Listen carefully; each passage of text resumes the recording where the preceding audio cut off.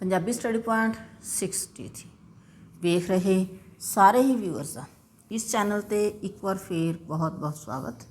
ਮੈਂ ਅਮਰਜੀਤ ਕੌਰ ਅਗਲੀ ਵੀਡੀਓ ਲੈ ਕੇ ਆਪ ਜੀ ਦੇ ਸਾਹਮਣੇ ਪੇਸ਼ ਹੈਗੀ ਹਾਂ। ਤੇ ਇਸ ਵੀਡੀਓ ਵਿੱਚ ਆਪਾਂ ਚੱਲ ਰਹੀ ਲੜੀ ਹੈ ਜੋ ਸਾਡੀ ਪੰਜਾਬ ਯੂਨੀਵਰਸਿਟੀ ਚੰਡੀਗੜ੍ਹ ਦੇ BA ਦੇ ਚੌਥੇ ਸਮੈਸਟਰ ਦੀ ਇਲੈਕਟਿਵ ਪੰਜਾਬੀ ਦੇ ਨਾਲ ਸੰਬੰਧਿਤ ਪਾਠ ਪੁਸਤਕ ਹੈ ਕਥਾ ਪ੍ਰਭਾ। ਉਸ ਵਿੱਚੋਂ ਪਹਿਲੀ ਕਹਾਣੀ ਆਲਣੇ ਦੇ ਬੂਟ, ਜਿਸ ਦਾ ਕਿ ਇਨ ਪੁਸਤਕ ਪਠਨ ਅਸੀਂ ਪਹਿਲਾਂ ਹੀ ਇਸ ਚੈਨਲ 'ਤੇ ਪਾਇਆ ਹੋਇਆ ਹੈਗਾ। ਅਤੇ ਇਸ ਦੇ ਨਾਲ ਸੰਬੰਧਿਤ ਅਗਲੀ ਮਹੱਤਵਪੂਰਨ ਪ੍ਰਸ਼ਨ ਇੱਕ ਤਾਂ ਹੈ ਇਸ ਕਹਾਣੀ ਦਾ ਸੰਖੇਪ ਸਾਰ ਅਤੇ ਦੂਸਰਾ ਹੈ ਇਸ ਦਾ ਵਿਸ਼ਾ ਵਸਤੂ, ਜੋ ਕਿ ਪ੍ਰੀਖਿਆ ਦੀ ਦ੍ਰਿਸ਼ਟੀ ਤੋਂ ਬੜਾ ਹੀ ਮਹੱਤਵਪੂਰਨ ਹੈ। ਆਲਣੇ ਦੇ ਬੋਟ ਕਹਾਣੀ ਗੁਰਮੁਖ ਸਿੰਘ ਮੁਸਾਫਰ ਦੀ ਲਿਖੀ ਹੋਈ ਹੈ। ਇਸ ਕਹਾਣੀ ਵਿੱਚ ਕਹਾਣੀਕਾਰ ਨੇ ਦੇਸ਼ ਦੀ ਆਜ਼ਾਦੀ ਦੇ ਸੰਘਰਸ਼ ਵਿੱਚ ਜੂਝਦਿਆਂ ਹੋਇਆਂ ਜੇਲ੍ਹਾਂ ਵਿੱਚ ਕੈਦ ਰਹਿਣ ਵਾਲੇ ਵਿਅਕਤੀ ਦੀ ਕੁਰਬਾਨੀ ਅਤੇ ਉਸ ਦੇ ਪਰਿਵਾਰ ਦੇ ਦੁੱਖਾਂ ਨੂੰ ਬਿਆਨ ਕੀਤਾ ਹੈ। ਕਹਾਣੀ ਵਿੱਚ ਅਸੀਂ ਦੇਖਦੇ ਹਾਂ ਕਿ 22 ਅਗਸਤ 1942 ਨੂੰ ਪੁਲਿਸ ਕਹਾਣੀ ਦੇ ਮੁੱਖ ਪਾਤਰ ਨੂੰ ਗ੍ਰਿਫਤਾਰ ਕਰਨ ਲਈ ਆ ਗਈ। ਜੇਕਰ ਉਸਦੀ ਪਤਨੀ ਦਾ ਵੱਸ ਚੱਲਦਾ ਤਾਂ ਉਹ ਹਫ਼ਤੇ ਕੁ ਲਈ ਉਸ ਨੂੰ ਜ਼ਰੂਰ ਕਿਧਰੇ ਲੁਕੋ ਲੈਂਦੀ। ਇਸ ਦਾ ਕਾਰਨ ਇਹ ਸੀ ਕਿ ਉਸਦੀ ਵੱਡੀ ਲੜਕੀ ਪਿਛਲੇ 2 ਮਹੀਨਿਆਂ ਤੋਂ ਬਿਮਾਰ ਸੀ। ਕੱਲ੍ਹ ਉਸਦਾ ਬੁਖਾਰ 104 ਸੀ, ਪਰ ਉਹ ਅੱਜ ਅਚਾਨਕ ਟੁੱਟ ਗਿਆ ਸੀ। ਉਹ ਉਸ ਦੀ ਬਿਮਾਰੀ ਦੀ ਹਾਲਤ ਵਿੱਚ ਹੀ ਬੰਬਈ ਸਰਵ ਹਿੰਦ ਕਾਂਗਰਸ ਦੀ ਮੀਟਿੰਗ ਉੱਤੇ ਚਲਾ ਗਿਆ ਸੀ, ਜਿੱਥੇ 9 ਅਗਸਤ ਨੂੰ ਹਿੰਦੁਸਤਾਨ ਛੱਡ ਦਿਓ ਦਾ ਮਤਾ ਪਾਸ ਹੋਇਆ ਸੀ। ਉਸ ਦੀ ਪਤਨੀ ਦਾ ਖਿਆਲ ਸੀ ਕਿ ਜੇਕਰ ਉਹ ਹਫ਼ਤਾ ਕੁ ਹੋਰ ਘਰ ਰਹਿ ਜਾਵੇ ਤਾਂ ਸ਼ਾਇਦ ਇਸ ਦੀ ਬਿਮਾਰ ਲੜਕੀ ਦੇ ਮਨ ਉੱਤੇ ਇਸ ਗੱਲ ਦਾ ਚੰਗਾ ਅਸਰ ਪਵੇ, ਪਰ ਉਸਦਾ ਵੱਸ ਨਾ ਚੱਲਿਆ।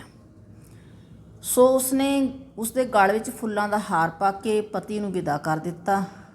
ਲੋਕ ਨਾਇਕ ਨੂੰ ਵੱਡੀ ਕੁਰਬਾਨੀ ਵਾਲਾ ਕਹਿ ਰਹੇ ਸਨ, ਪਰ ਉਹ ਇਹ ਸਾਰਾ ਕੁਝ ਆਪਣੀ ਪਤਨੀ ਦੀ ਹੋਂਦ ਅਤੇ ਸਹਾਇਤਾ ਕਾਰਨ ਹੀ ਸੰਭਵ ਹੋ ਰਿਹਾ ਮੰਨਦਾ ਸੀਗਾ।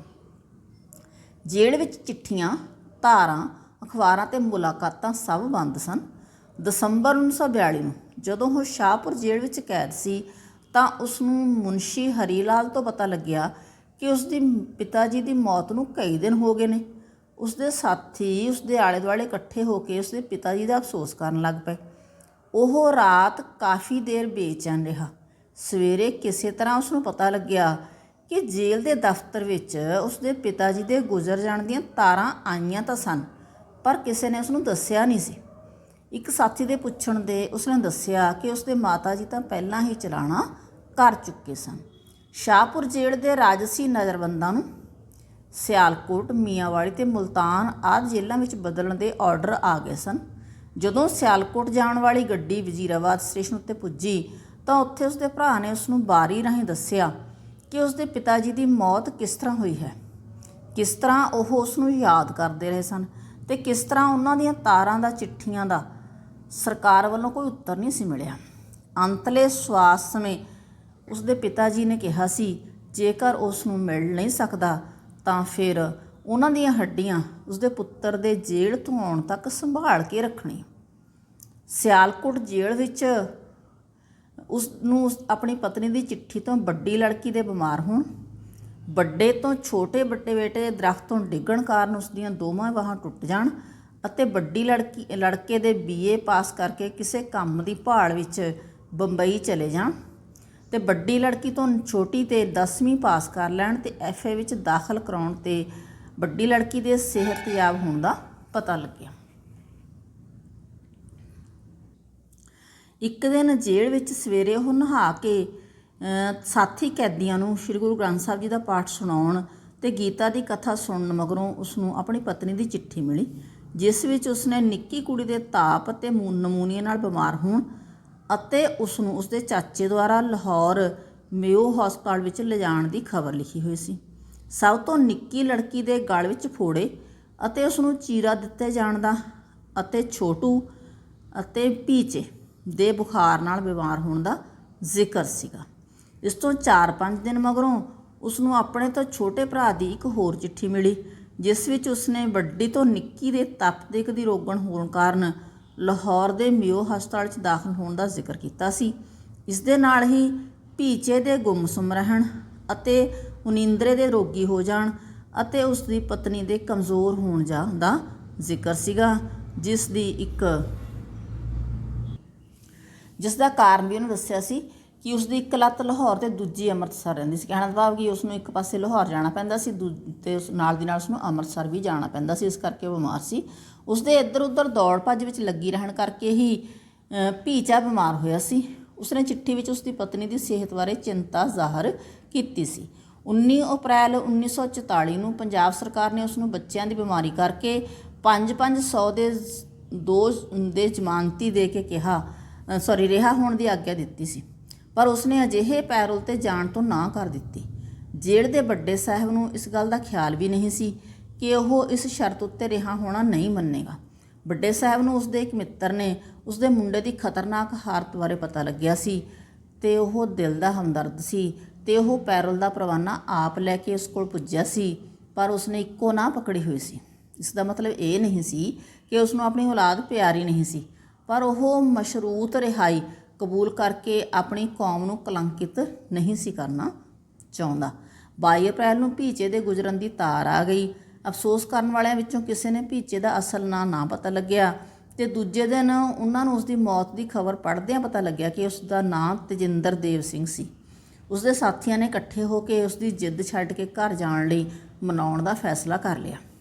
25 ਅਪ੍ਰੈਲ ਨੂੰ ਸਰਕਾਰ ਨੇ ਉਸ ਦੇ ਮੁੰਡੇ ਦੇ ਭੋਗ ਅਤੇ ਲੜਕੀ ਦੇ ਆਪਰੇਸ਼ਨ ਲਈ 14 ਦਿਨ ਲਈ ਪੈਰੋਲ 'ਤੇ ਜਾਣ ਦੀ ਆਗਿਆ ਦੇ ਦਿੱਤੀ। ਵੱਡੇ ਸਾਹਿਬ ਦੇ ਕਹਿਣ 'ਤੇ ਕੁਝ ਬਾਰਸੂਖ ਕਾਂਗਰਸੀ ਉਸ ਨੂੰ ਪੈਰੋਲ 'ਤੇ ਜਾਣ ਤੋਂ ਨਾ ਕਰਨ ਦੀ ਪ੍ਰੇਰਨਾ ਦੇਣ ਲਈ ਆ ਗਏ ਅਤੇ ਅੰਤ ਫਿਰ ਨਾਇਕ ਨੇ ਇਹ ਛੁੱਟੀ ਮਨਜ਼ੂਰ ਕਰ ਲਈ। 26 ਅਪ੍ਰੈਲ ਨੂੰ ਉਹ ਲਾਹੌਰ ਦੇ ਮਿਓ ਹਸਪਤਾਲ ਪਹੁੰਚਿਆ। ਜਦੋਂ ਉਹ ਅਤੇ ਉਸ ਦੀ ਪਤਨੀ ਬਿਮਾਰ ਲੜਕੀ ਰਜਿੰਦਰ ਦੇ ਬਿਸਤਰੇ ਕੋਲ ਖੜ੍ਹੇ ਹੀ ਸਨ ਤਾਂ ਉਹ ਆਪਣੇ ਪਾਪਾ ਜੀ ਨੂੰ ਕਹਿਣ ਲੱਗੀ ਕਿ ਕੀ ਉਹ ਉਸ ਦੀ ਚਿੰਤਾ ਕਰਕੇ ਕਮਜ਼ੋਰ ਹੋ ਗਏ ਨੇ। ਉਸਨੇ ਦੱਸਿਆ ਕਿ ਉਸਨੇ FA ਵਿੱਚ ਜੋਤਿਸ਼ ਵਿੱਦਿਆ ਪੜ੍ਹੀ ਹੈ ਅਤੇ ਉਸ ਅਨੁਸਾਰ ਉਸਦੇ ਹੱਥ ਦੀ ਰੇਖਾ ਉਸਦੀ ਉਮਰ 80 ਸਾਲ ਦੱਸਦੀ ਹੈ। ਉਸਨੇ ਕਿਹਾ ਕਿ ਉਹ ਉਸਦੀ ਮਾਂ ਨੂੰ ਸਮਝਾਉਣ, ਜਿਹੜੀ ਕਿ ਚਿੰਤਾ ਨਾਲ ਨਿੱਘਰਦੀ ਜਾ ਰਹੀ ਹੈ, ਉਹ ਅੰਮ੍ਰਿਤਸਰ ਜਾ ਕੇ ਬਿਮਾਰ ਭੀਚੇ ਦੀ ਸੰਭਾਲ ਕਰੇ।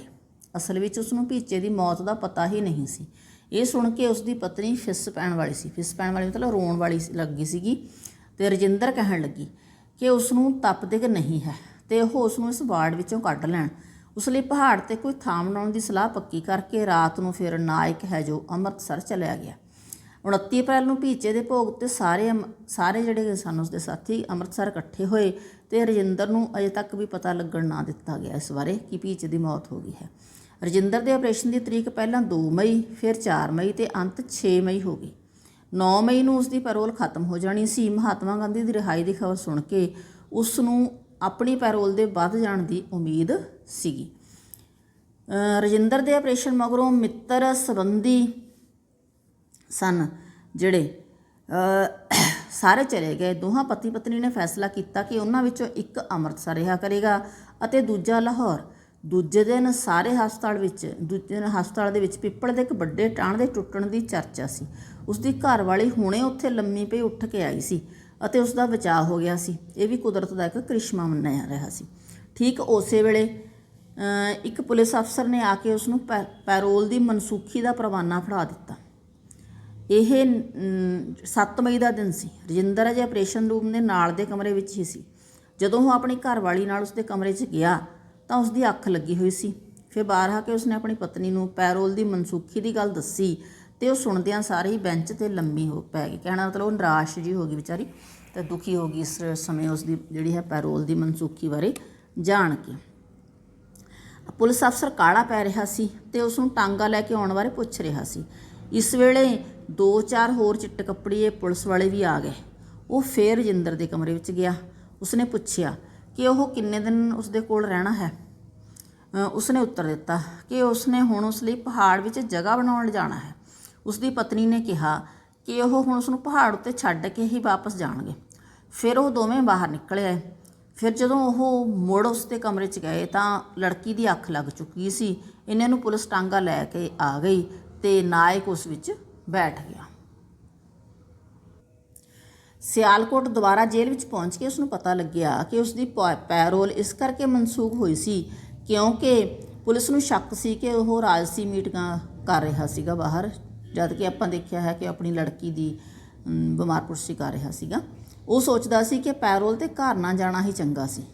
ਉਸਦੀ ਕੋਠੀ ਵਿੱਚ ਉੱਚੀ ਥਾਂ ਸ਼ਬਦਾਰਥ ਦੀਆਂ ਪੋਥੀਆਂ ਪਈਆਂ ਸਨ। ਹੁਣ ਇੱਥੇ ਕੋਠੀ ਦਾ ਮਤਲਬ ਕੀ ਹੈ? ਉਹ ਕੋਠੜੀ ਜਿਹਦੇ ਵਿੱਚ ਉਹ ਕੈਦ ਸੀ, ਕੋਠੜੀ ਨੰਬਰ 8 ਸੀਗਾ ਸ਼ਾਇਦ ਉਹਦਾ ਨਾਮ। ਅਤੇ ਉਹਨਾਂ ਦੇ ਰੁਮਾਲਾਂ ਨੂੰ ਛੱਤ ਉੱਤੇ ਲੱਗੇ ਚਿੜੀ ਦੇ ਆਲ੍ਹਣੇ ਵਿੱਚੋਂ ਡਿੱਗੇ ਕੱਖਾਂ ਕਾਨਾਂ ਨੇ ਖਰਾਬ ਕਰ ਦਿੱਤਾ ਸੀ। ਉਸਨੇ ਕੱਖ ਕੰਨ ਝਾੜੇ ਅਤੇ ਪੋਥੀ ਖੋਲ੍ਹ ਕੇ ਇੱਕ ਸ਼ਬਦ ਪੜ੍ਹਨ ਦਾ ਯਤਨ ਕੀਤਾ। ਆਲੇ ਵਿੱਚੋਂ ਇੱਕ ਬੋਟ ਡਿੱਗਿਆ ਜਿਸ ਨੂੰ ਝੱਟ ਕੀੜੀਆਂ ਨੇ ਘੇਰ ਲਿਆ। ਚਿੜੀ ਨੇ ਉਸਦੇ ਮੂੰਹ ਵਿੱਚ ਦਾਣਾ ਪਾਇਆ ਅਤੇ ਉਸ ਨੂੰ ਸੰਭਾਲ ਕੇ ਆਲੇ ਵਿੱਚ ਰੱਖ ਦਿੱਤਾ। ਫਿਰ ਇੱਕ ਹੋਰ ਬੋਟ ਉਸਦੇ ਬਿਸਤਰੇ ਉੱਤੇ ਆ ਡਿੱਗਿਆ। ਉਸ ਨਾਇਕ ਨੇ ਉਸ ਨੂੰ ਚੁੱਕਣ ਲਈ ਹੱਥ ਵਧਾਇਆ ਤਾਂ ਚਿੜੀ ਚੀਂ-ਚੀਂ ਕਰਨ ਲੱਗ ਪਈ। ਉਸਨੇ ਬੋਟ ਨੂੰ ਚੁੱਕ ਕੇ ਆਲ੍ਹਣੇ ਵਿੱਚ ਰੱਖ ਦਿੱਤਾ। ਚਿੜੀ ਨੇ ਸਿਰ ਹਿਲਾ ਕੇ ਧੰਨਵਾਦ ਕਰ ਦਿੱਤਾ। ਫਿਰ ਉਹ ਲੰਮਾ ਪੈ ਗਿਆ ਤਾਂ ਇੱਕ ਬੋਟ ਉਸਦੀ ਛਾਤੀ ਉੱਤੇ ਆ ਡਿੱਗਿਆ। ਉਸਨੇ ਉਸ ਨੂੰ ਚੁੱਕ ਕੇ ਆਲੇ ਵਿੱਚ ਰੱਖ ਦਿੱਤਾ। ਫਿਰ ਜਦੋਂ ਬਾਹਰੋਂ ਰੋਟੀ ਖਾ ਕੇ ਆਇਆ ਤਾਂ ਚਿੜੀ ਉਸਦੇ ਬਿਸਤਰੇ ਤੋਂ ਪੈਰਾਂ ਨਾਲ ਮਿੱਟੀ ਝਾੜ ਰਹੀ ਸੀ ਅਤੇ ਚੁੰਝ ਨਾਲ ਕੱਖ ਚੁਗ ਰਹੀ ਸੀ।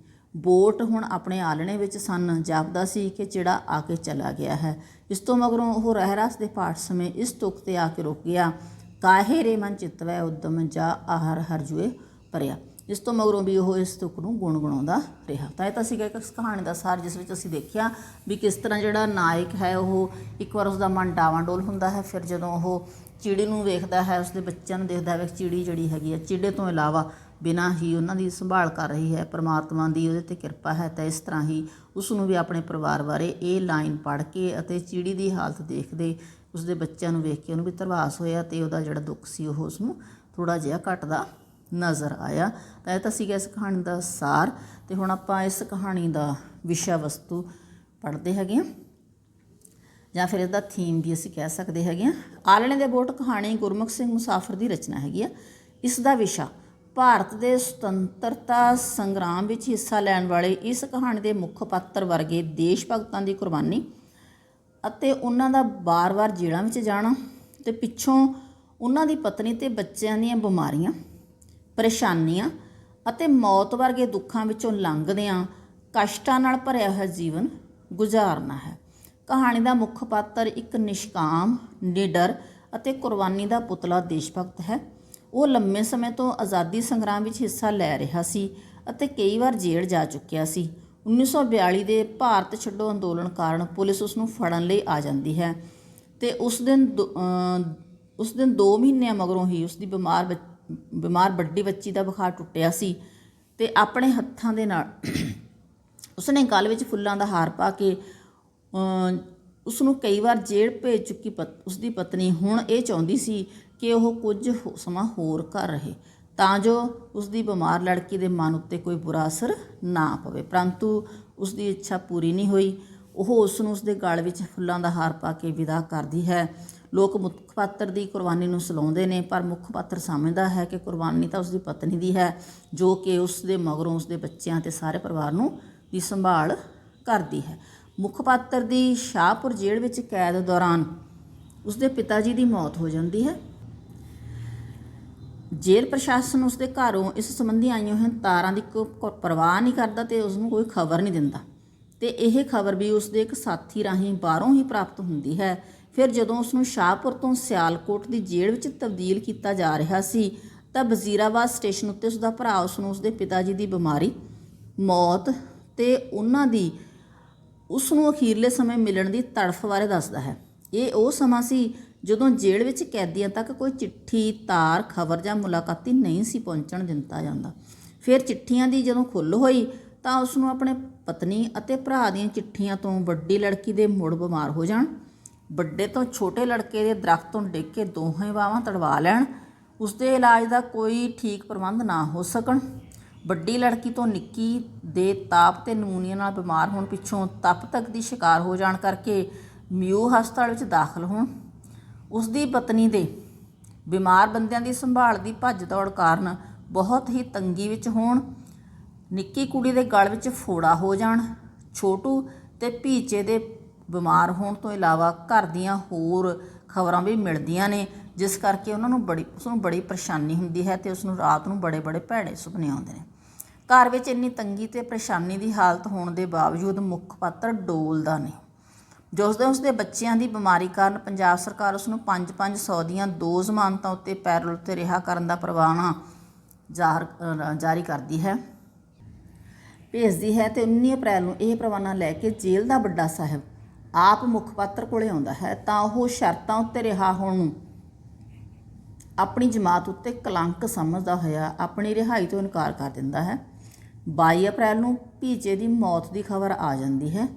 ਜੇਕਰ ਉਹ 19 ਤਰੀਕ ਨੂੰ ਚਲਾ ਜਾਂਦਾ ਤਾਂ ਉਹ ਆਪਣੇ ਵਿਛੜ ਰਹੇ ਪੁੱਤ ਦਾ ਮੂੰਹ ਵੇਖ ਸਕਦਾ ਸੀ। ਲੋਕ ਉਸਦੇ ਹੱਠ ਅਤੇ ਕੁਰਬਾਨੀ ਦੀ ਪ੍ਰਸ਼ੰਸਾ ਕਰ ਰਹੇ ਸਨ, ਪਰ ਕੁਝ ਕਾਂਗਰਸੀ ਕਹਿ ਰਹੇ ਸਨ ਕਿ ਇਹ ਸਰਕਾਰ ਉਹਨਾਂ ਦੀ ਕੋਈ ਹਮਦਰਦ ਨਹੀਂ ਹੈਗੀ, ਇਸ ਕਰਕੇ ਉਸ ਨੂੰ ਇੰਨਾ ਹੱਠ ਵੀ ਨਹੀਂ ਕਰਨਾ ਚਾਹੀਦਾ। 25 ਅਪ੍ਰੈਲ ਨੂੰ ਸਰਕਾਰ ਦੁਆਰਾ ਉਸ ਨੂੰ ਆਪਣੇ ਮੁੰਡੇ ਦੇ ਭੋਗ ਅਤੇ ਲੜਕੀ ਦੇ ਆਪਰੇਸ਼ਨ ਦੇ ਲਈ 14 ਦਿਨ ਦੀ ਪੈਰੋਲ 'ਤੇ ਰਿਹਾ ਕਰ ਦਿੱਤਾ ਜਾਂਦਾ ਹੈ। ਮੁੱਖ ਪਾਤਰ ਕੁਝ ਕੁ ਮੋਹ ਕਰਕੇ ਤੇ ਕੁਝ ਸਾਥੀਆਂ ਦੀ ਪ੍ਰੇਰਨਾ ਕਰਕੇ ਪੈਰੋਲ ਉੱਤੇ ਜਾਣਾ ਮੰਨ ਜਾਂਦਾ ਹੈ। ਮੇਯੋ ਹਸਪਤਾਲ ਜਾ ਕੇ ਉਹ ਆਪਣੀ ਤਪਤਿਕ ਦੀ ਸ਼ਿਕਾਰ ਲੜਕੀ ਰਜਿੰਦਰ ਕੌਰ ਕੋਲ ਪੁੱਜਦਾ ਹੈ, ਜਿੱਥੇ ਉਸਦੀ ਪਤਨੀ ਵੀ ਸੀ। ਰਜਿੰਦਰ ਨੂੰ ਭੀਚੇ ਦੀ ਮੌਤ ਬਾਰੇ ਨਹੀਂ ਸੀ ਦੱਸਿਆ ਗਿਆ। ਉਸਦੇ ਭੋਗ ਦੀ ਗੱਲ ਵੀ ਉਸ ਤੋਂ ਲੁਕਾ ਕੇ ਰੱਖੀ ਗਈ ਸੀ। ਉਸਦੇ ਆਪਰੇਸ਼ਨ ਦੀ ਤਰੀਕ ਮੁਲਤਵੀ ਹੁੰਦੀ 6 ਮਈ 'ਤੇ ਜਾ ਪਈ ਸੀ। 9 ਤਰੀਕ ਨੂੰ ਮੁੱਖ ਪਾਤਰ ਦੀ ਪੈਰੋਲ ਖਤਮ ਹੋਣੀ ਸੀ, ਪਰੰਤੂ 7 ਮਈ ਨੂੰ ਹੀ ਇੱਕ ਪੁਲਿਸ ਵਾਲੇ ਨੇ ਉਸਦੀ ਪੈਰੋਲ ਦੀ ਮਨਸੂਖੀ ਦਾ ਪ੍ਰਵਾਨਾ ਫੜਾ ਦਿੱਤਾ ਸੀ, ਜਦੋਂ ਕਿ ਮਹਾਤਮਾ ਗਾਂਧੀ ਦੀ ਰਿਹਾਈ ਹੋਣ ਕਰਕੇ ਉਸ ਨੂੰ ਆਪਣੀ ਪੈਰੋਲ ਦੀ ਤਰੀਕ ਵਧਾਏ ਜਾਣ ਦੀ ਆਸ ਸੀਗੀ। ਤੇ ਇਸ ਦਿਨ ਰਜਿੰਦਰ ਅਜੇ ਆਪਰੇਸ਼ਨ ਰੂਮ ਦੇ ਨਾਲ ਦੇ ਕਮਰੇ ਵਿੱਚ ਹੀ ਸੀ। ਪੈਰੋਲ ਦੀ ਮਨਸੂਖੀ ਬਾਰੇ ਸੁਣ ਕੇ ਉਸਦੀ ਪਤਨੀ ਬੈਂਚ ਉੱਤੇ ਲੰਮੀ ਪੈ ਗਈ, ਮਤਲਬ ਦੁਖੀ ਹੋ ਗਈ। ਪੁਲਿਸ ਵਾਲਾ ਮੁੱਖ ਪਾਤਰ ਲਈ ਟਾਂਗਾ ਲਿਆਉਣ ਬਾਰੇ ਪੁੱਛ ਰਿਹਾ ਸੀ, ਕਿਉਂਕਿ ਸਰਕਾਰੀ ਹੁਕਮ ਮੁਤਾਬਕ ਉਸਨੇ ਪਹਿਲੀ ਗੱਡੀ ਹੀ ਸਿਆਲਕੋਟ ਪਹੁੰਚਣਾ ਸੀ। ਆਖਰ ਰਜਿੰਦਰ ਨੂੰ ਇਹ ਕਹਿ ਕੇ ਕਿ ਉਸਨੇ ਉਸ ਲਈ ਪਹਾੜ ਉੱਤੇ ਜਗ੍ਹਾ ਬਣਾਉਣ ਜਾਣਾ ਹੈ, ਉਹ ਮੁੜ ਜੇਲ੍ਹ ਚਲੇ ਜਾਂਦਾ ਹੈ। ਪਰ ਉਸਦਾ ਮਨ ਪਿੱਛੇ ਮੇਯੋ ਹਸਪਤਾਲ ਵਿੱਚ ਹੀ ਸੀ। ਉਹ ਸੋਚ ਰਿਹਾ ਸੀ ਕਿ ਉਸ ਲਈ ਪੈਰੋਲ 'ਤੇ ਨਾ ਜਾਣਾ ਹੀ ਠੀਕ ਸੀਗਾ, ਕਿਉਂਕਿ ਪੈਰੋਲ 'ਤੇ ਜਾਣ ਤੋਂ ਪਹਿਲਾਂ ਉਸਦੀ ਮਨ ਦੀ ਹਾਲਤ ਤਕੜੀ ਸੀਗੀ। ਆਪਣੀ ਬੱਚੀ ਨੂੰ ਮਿਲਣ ਤੋਂ ਬਾਅਦ ਉਸਦਾ ਮਨ ਹੋਰ ਡੋਲਣ ਲੱਗ ਪਿਆ ਸੀਗਾ, ਪਰੰਤੂ ਇਸ ਦੇ ਬਾਵਜੂਦ ਵੀ ਉਹ ਚੜ੍ਹਦੀ ਕਲਾ ਵਿੱਚ ਸੀਗਾ। ਇਸ ਪ੍ਰਕਾਰ ਇਸ ਕਹਾਣੀ ਦਾ ਵਿਸ਼ਾ ਇਸ ਦੇ ਮੁੱਖ ਪਾਤਰ ਦੇ ਚਰਿੱਤਰ ਰਾਹੀਂ ਇਹ ਪੇਸ਼ ਕਰਨਾ ਹੈ ਕਿ ਕਿਸ ਤਰ੍ਹਾਂ ਦੇਸ਼ ਦੀ ਆਜ਼ਾਦੀ ਲਈ ਸੰਗਰਾਮ ਵਿੱਚ ਹਿੱਸਾ ਲੈਣ ਵਾਲੇ ਵਿਅਕਤੀਆਂ ਦੇ ਪਰਿਵਾਰਾਂ ਉੱਤੇ ਦੁੱਖਾਂ ਅਤੇ ਮੁਸੀਬਤਾਂ ਦੇ ਪਹਾੜ ਟੁੱਟਦੇ ਰਹੇ। ਇੱਕ ਪਿੱਛੋਂ ਦੂਜਾ ਦੁਖਾਂਤ ਵਾਪਰਦਾ ਰਿਹਾ। ਸਰਕਾਰ ਦਾ ਉਹਨਾਂ ਪ੍ਰਤੀ ਰਵੱਈਆ ਬੜਾ ਬੇਤਰਸੀ ਭਰਿਆ ਸੀ, ਪਰ ਇਸ ਦੇ ਬਾਵਜੂਦ ਨਾ ਤਾਂ ਉਹਨਾਂ ਦੇ ਪਰਿਵਾਰਾਂ ਨੇ ਆਪਣਾ ਦਿਲ ਹਾਰਿਆ ਤੇ ਨਾ ਹੀ ਸਰਕਾਰੀ ਹਨੇਰਗਰਦੀ ਅੱਗੇ ਇਹਨਾਂ ਜਿਹੜੇ ਹੈਗੇ ਨੇ ਸੰਗਰਾਮ ਵਿੱਚ ਹਿੱਸਾ ਲੈਣ ਵਾਲਿਆਂ ਨੇ ਗੋਡੇ ਟੇਕੇ। ਇਸ ਪ੍ਰਕਾਰ ਕਹਾਣੀ ਦਾ ਵਿਸ਼ਾ ਇੱਕ ਭਾਰੀ ਇਤਿਹਾਸਕ ਮਹਾਨਤਾ ਵਾਲਾ ਅਤੇ ਨੌਜਵਾਨ ਪੀੜ੍ਹੀ ਦੇ ਵਿੱਚ ਦੇਸ਼ ਦੀ ਖਾਤਰ ਕੁਰਬਾਨੀਆਂ ਦੀ ਪ੍ਰੇਰਨਾ ਦੇਣ ਵਾਲਾ ਹੈਗਾ। ਸੋ ਇਹ ਤਾਂ ਸੀਗਾ ਇਸ ਕਹਾਣੀ ਦਾ ਸੰਖੇਪ ਸਾਰ ਅਤੇ ਵਿਸ਼ਾ ਵਸਤੂ। ਉਮੀਦ ਕਰਦੀ ਹੈਗੀ ਹਾਂ ਕਿ ਤੁਹਾਨੂੰ ਸਮਝ ਲੱਗ ਗਿਆ ਹੋਵੇਗਾ। ਜੇਕਰ ਵੀਡੀਓ ਚੰਗੀ ਲੱਗੀ ਤਾਂ ਲਾਈਕ ਅਤੇ ਕਮੈਂਟ ਕਰਨਾ, ਆਪਣੇ ਫਰੈਂਡਸ ਦੇ ਨਾਲ ਵੱਧ ਤੋਂ ਵੱਧ ਸ਼ੇਅਰ ਕਰਨਾ। ਜੇਕਰ ਚੈਨਲ 'ਤੇ ਨਵੇਂ ਆਏ ਹੈਗੇ ਤਾਂ ਚੈਨਲ ਦੀ ਪਲੇਲਿਸਟ ਹਰ ਹਾਲਤ 'ਚ ਵੇਖਣਾ ਬੇਟਾ। ਚੌਥੇ ਸਮੈਸਟਰ ਦਾ ਫੁੱਲ ਸਿਲੇਬਸ ਹੈ ਜੋ ਜਨਰਲ ਪੰਜਾਬੀ ਦਾ, ਉਹ ਇਸ ਚੈਨਲ ਦੇ ਉੱਤੇ ਅਪਲੋਡ ਕੀਤਾ ਗਿਆ ਹੋਇਆ ਹੈ। ਅਤੇ ਖਾਸ ਤੌਰ 'ਤੇ ਵਿਆਕਰਨ ਦਾ ਕੰਮ, ਜਿਵੇਂ ਉਪਭਾਸ਼ਾਵਾਂ ਵਗੈਰਾ ਦਾ, ਉਹ ਸਾਰਾ ਅਪਲੋਡ ਕੀਤਾ ਗਿਆ ਹੈ। ਅਤੇ ਜੇਕਰ ਵੀਡੀਓ ਤੁਹਾਡੀ ਪੜ੍ਹਾਈ ਦੇ ਲਿਹਾਜ਼ ਦੇ ਨਾਲ ਲਾਭਦਾਇਕ ਹੋਈ ਤਾਂ ਫਿਰ ਚੈਨਲ ਨੂੰ ਸਬਸਕ੍ਰਾਈਬ ਕੀਤੇ ਬਿਨਾਂ ਬਿਲਕੁਲ ਨਾ ਜਾਣਾ। ਫਿਰ ਮਿਲਦੇ ਹੈਗੇ ਅਗਲੀ ਵੀਡੀਓ।